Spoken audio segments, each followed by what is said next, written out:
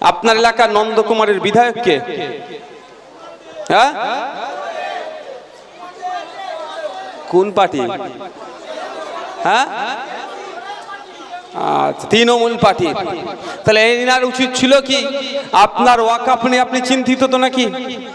মাদ্রাসা, মসজিদ, ঈদগাহ, কবরস্থান নিয়ে চিন্তিত তো? সুকুমার বাবুর উচিত ছিল কি সুপ্রিম কোর্টে গিয়ে একটা মামলা করা, তাই না? জনপ্রতিনিধি মানে কি ভাই? জনপ্রতিনিধি মানে কি?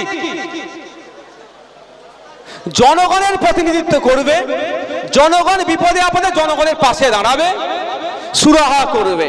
এখন এই কোন বিধানসভা কি?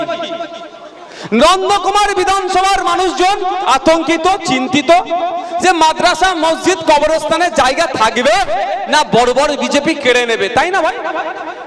তাহলে এর হাত থেকে বাঁচতে গেলে কি করতে হবে? দুটো রাস্তা, মাঠে ময়দানে শান্তিপূর্ণভাবে আন্দোলন সংগঠিত করা, সুপ্রিম কোর্টে গিয়ে মামলা করা।